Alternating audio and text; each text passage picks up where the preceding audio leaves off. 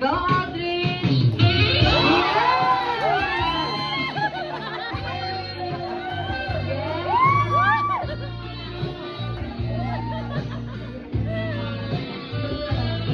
Ayan, bigay mo na yung bulak na.